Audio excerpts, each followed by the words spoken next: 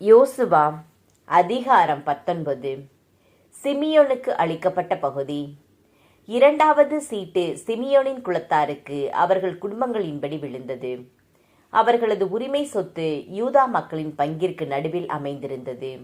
அவர்களுக்கு உடைமையான நகர்கள் பெயேர்செபா, சேபா, மோலாதா, அட்சர் Shual, Bala, எட்சேம், எல்தோலகு, பெத்தூல், ஓர்மாம், சிக்லாகு, பெத்மர்கபோத்து, அட்சர் Susa, பெத்லாபாவோத்து, சாருகன் ஆகிய 13 நகர்களும் அவற்றின் சிற்றூர்களும் என்க.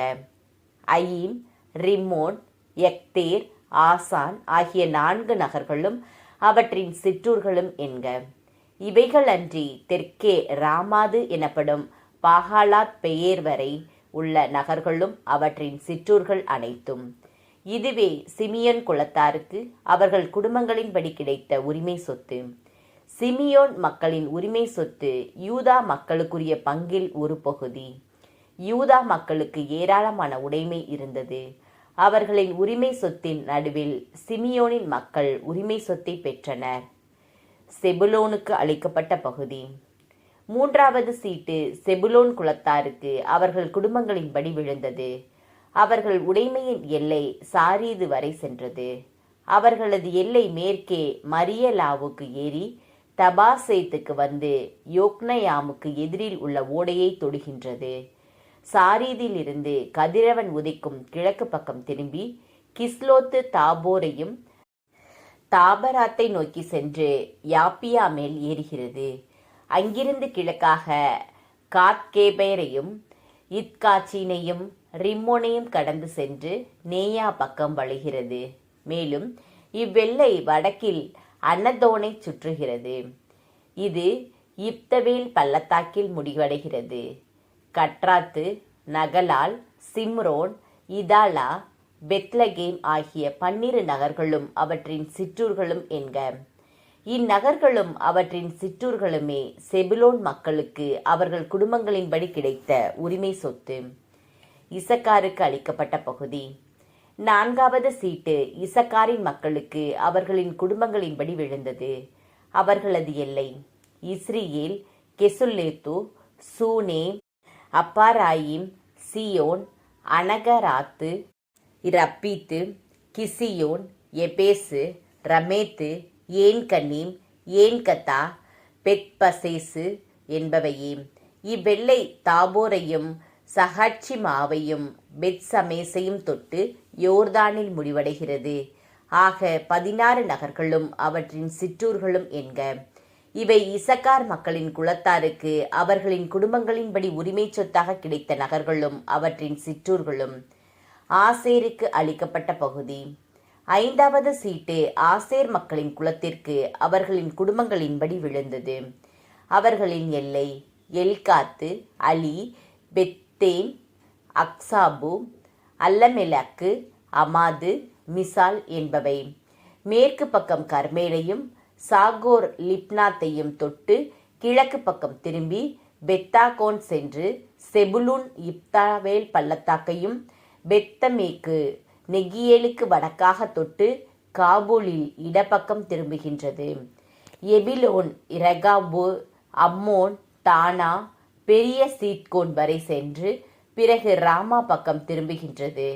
அரண்சூல் நகர்களான தீர் வரை சென்று கோசா பக்கம் திரும்பி கடலில் முடிவடைகிறது.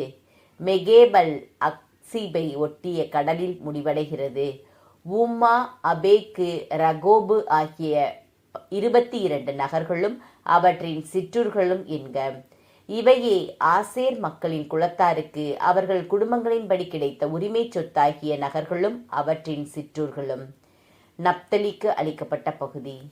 ஆறாவது சீட்டு நப்தலியின் மக்களுக்கு அவர்கள் குடும்பங்களின்படி விழுந்தது.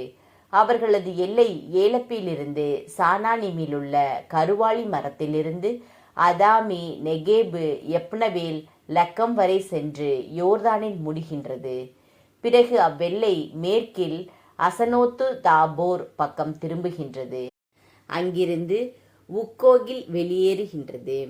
தெற்கில் செபுலோனையும் மேற்கில் ஆசேரையும் கிழக்கில் யோர்தானையும் எல்லையாக கொண்டுள்ளது.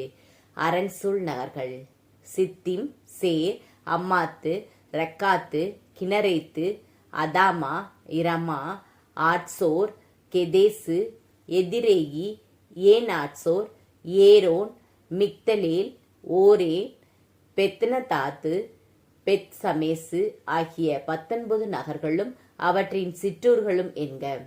இவை நப்தலியின் குலத்தாருக்கு அவர்கள் குடும்பங்களின்படி உரிமை சொத்தாக கிடைத்த நகர்களும் அவற்றின் சிற்றூர்களும். தானுக்கு அளிக்கப்பட்ட பகுதி. 7வது சீட்டு தானின் மக்களின் குலத்தாருக்கு அவர்கள் குடும்பங்களின்படி விழுந்தது.